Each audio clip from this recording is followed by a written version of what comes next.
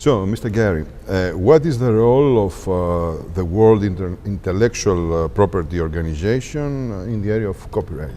Well, we're the international organization, so we have 187 member states, all the world basically, and we set the rules and standards for copyright internationally. So all of the creative works are very highly mobile, of course, and you need protection beyond your own country increasingly, because in a globalized economy you need protection for the whole world.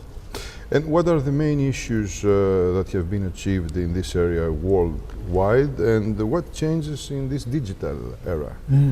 Well, recently we've had two new treaties concluded by our member states.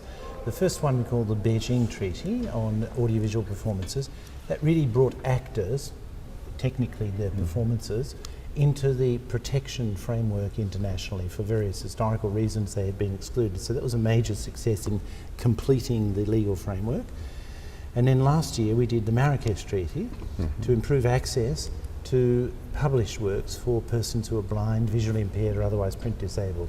Now it's a sad fact that only about 5% of all published works are made available in a reasonable time in accessible formats like Braille.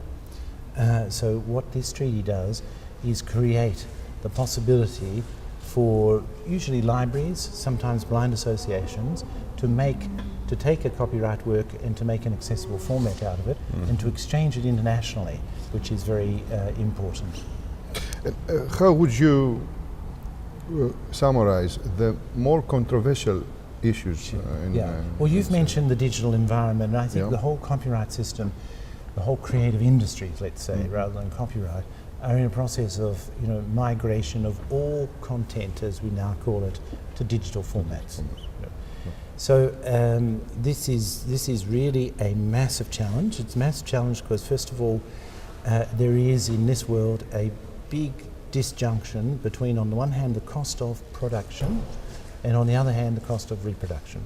So if you take a film, for example, a feature film, it might take 200, 300, 400 persons, 12 months with a budget of even hundreds of millions of dollars to produce, but it can be reproduced in digital format, copied, at zero marginal cost, really, in a very short period of time. So there's a great disjunction, which I think is causing us a great deal of stress. We need to recognise that the digital technology and the internet are wonderful opportunities for the democratisation of knowledge and culture, but we still need a means of financing the production, cultural production, and copyright gives us that. So these are the stresses, I think, in the digital environment. Our latest challenge in this respect is broadcasting. So we are in the process of, you're in the process of producing a broadcast, and when you put it out, it's very vulnerable. It can be intercepted and retransmitted by persons who have not incurred all the expense that you're incurring in producing this particular broadcast. We would like to update the international framework to introduce a treaty which gives effective protection against the misappropriation of the broadcast signal on any media, whether over the air or digitally. And your future agenda is mainly this? So this is part of the future agenda. I think part of the future agenda also that is being discussed is the extent to which you should have an exception from copyright protection for libraries, for archives, and for certain educational uses. And that gets into controversial territory because there are different ways of looking at those exceptions. Most laws have exceptions as part of the balance built into the copyright system between, on the one hand, encouraging cultural production, on the other hand, ensuring that there's an adequate distribution of creative works and the cultural production. So that's a major part of the agenda. We're also working, we would like to work on a dialogue on some of the obstacles there are to the creation of a legal global digital marketplace. Now we think that is extremely important because it's a wonderful opportunity. It's a wonderful opportunity for culturally rich countries to be able to exploit that cultural richness in the internet, which is really the world stage. Is it possible to think or dream about a harmonization of the copyright Yes. rules between countries, and how easy is to have all these countries to cooperate? Well, look, I think that's the Holy Grail, you know, but as you know, we've never found the Holy Grail, so we are struggling towards that.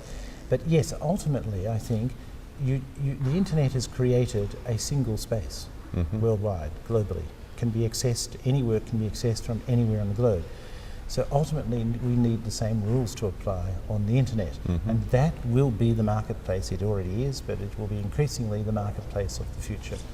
We should read for economy in the future, digital economy, or digital economy is really the economy in the future. So I think we do need what you have suggested, a harmonized code for the world, but it takes a long while to get there. And one of the reasons why it takes a long while to get there is because amongst the countries of the world, of course, there are historical and contemporary trust deficits.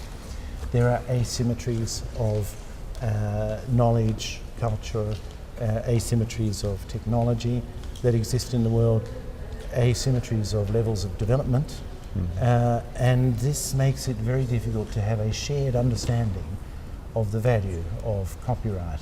We believe copyright is the essential market-based mechanism for encouraging and financing cultural production.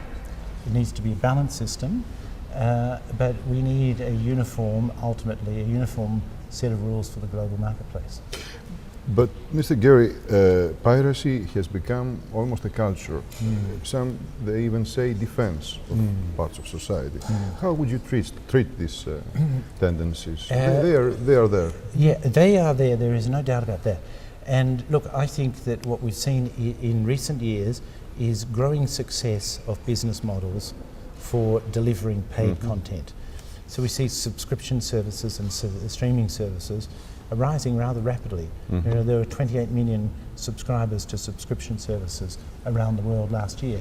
So that is very positive development, and it suggests that if you provide the right business model, people are prepared to pay. People pay to go to the football. Why shouldn't they pay for music or for a film? You know, it costs money to produce that.